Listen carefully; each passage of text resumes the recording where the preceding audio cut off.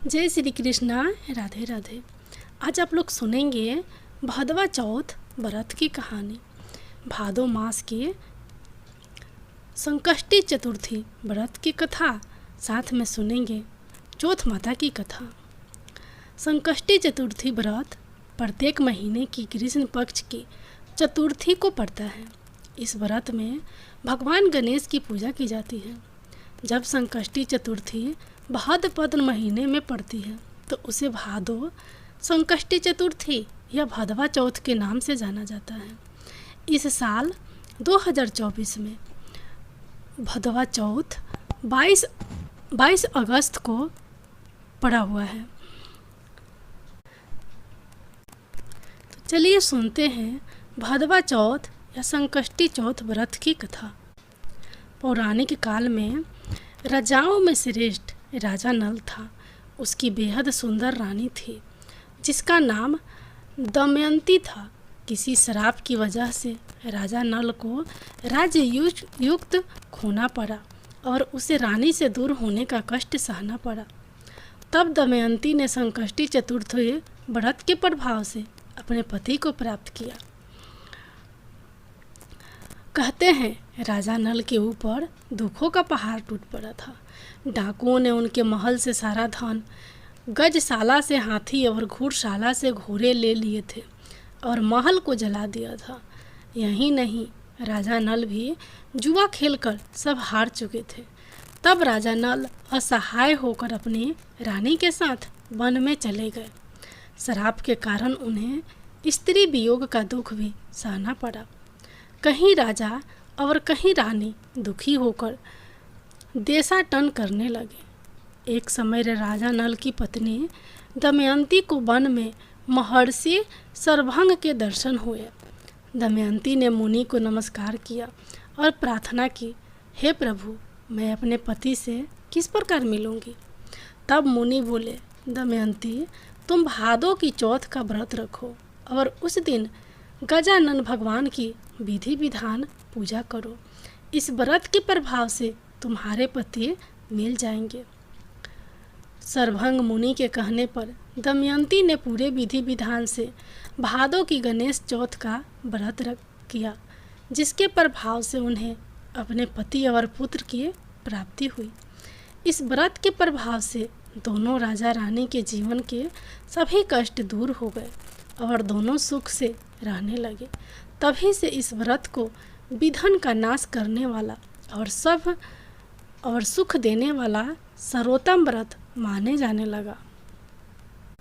अब आप लोग सुनिए अगली कहानी। बहुत समय पहले की बात है। एक ब्राह्मण था जिसके घर एक बेटा और बहू थे। बेटा और पिता कुछ कमाते तो थे नहीं। जो बहू के साथ आया हुआ दहेज का धन था उसी से अपना काम चलाते थे। जब भी बहू बाहर कचरा डालने जाती थी तब उसके पास वाली पड़ोसन उससे पूछती थी कि बहू, आज खाने में क्या खाकर आई हो? तब वह बोलती थी कि मैं तो बासी और ठंडी रोटी खाकर आई हूँ। एक दिन साहूकार के बेटे ने यह बात सुन ली। वह वहाँ से चला गया और अपनी माँ के पास जाकर बोला कि माँ, तू तो अपनी बहू को रोज़ गरम खाना खिलाती है और वह फिर भी बाहर जाकर बोलती है कि मैं तो रोज़ बासी रोटी खाकर आई हूँ। तब माँ ने कहा कि बेटा, मैं तो चारों थालियों में बराबर गरम खाना परोसती हूँ। यदि तुम्हें यकीन नहीं है तो तुम खुद देख लेना। वह अगले दिन तबीयत खराब होने का बहाना बनाकर कंबल ओढ़ कर लेट गया। तब उसको यह देखकर आश्चर्य हुआ कि बहू ने तो गरम गरम खीर और खांड का भोजन किया है। और जब बहू बाहर गई तो वह उसके पीछे पीछे जाने लगा। तब पड़ोसन के पूछने पर बहू ने वही बात दोहराई कि मैं तो बासी रोटी खाकर आई हूँ। उसका पति उससे पूछने लगा कि तू अभी तो गरम खाना खाकर आई है और पड़ोसन से कह रही है कि मैं बासी ठंडी रोटी खाकर आई हूँ, तो झूठ क्यों बोल रही है? तब उसकी विद्वान पत्नी ने कहा कि यह ना तो तुम्हारे कमाए हुए पैसों की रोटी है और ना ही तुम्हारे पिताजी के कमाए हुए पैसों की रोटी है। यदि हम इसी तरह बैठे बैठे धन को खर्च करते रहें तो ये एक दिन कुएं के पानी की तरह समाप्त हो जाएगा। इसके बाद उसका पति कमाने के लिए विदेश चला गया। पीछे से उसकी पत्नी 12 महीने का चौथ का व्रत करती थी। उसको विदेश में रहते हुए 12 बरस व्यतीत हो गए। तब चौथ माता और विनायक जी महाराज ने सोचा कि इसको अब घर बुलाना चाहिए।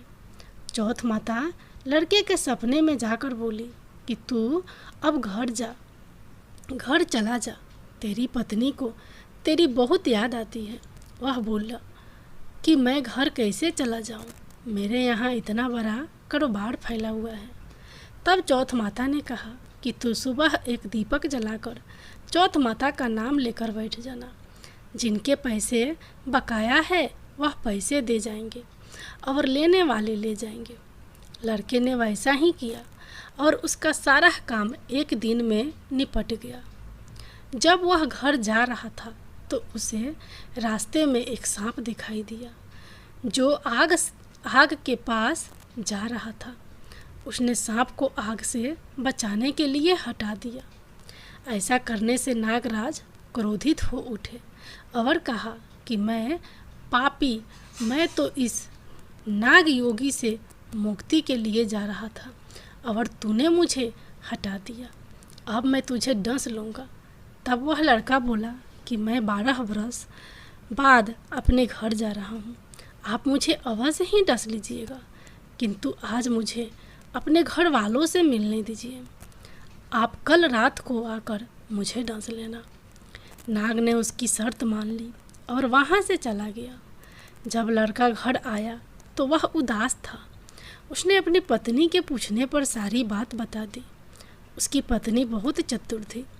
उसकी पत्नी ने एक सीढ़ी पर बालू रेत बिछा दी, दूसरी सीढ़ी पर दूध का कटोरा रख दिया, तीसरी पर फूल माला बिखेर दिए, चौथी पर इत्र छिड़क दिया, पांचवी पर मिठाई रख दी, छठी सीढ़ी पर जौ और सातवीं सीढ़ी पर रोटी रख दी।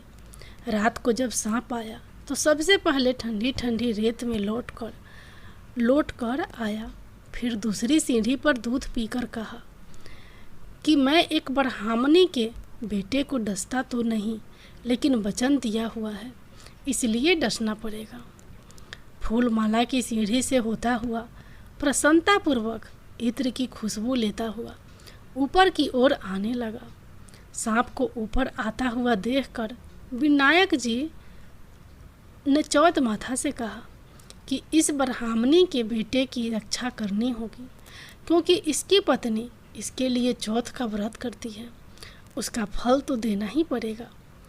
तब विनायक जी ने सीढ़ी पर रखे हुए आँखों से सेल सुई बनाई और चौथ माता ने रोटी की ढाल बनाई और सांप के आगे लगा दी। विनायक जी ने जौ के सेल बनाए थे, उनसे सांप की मौत हो गई।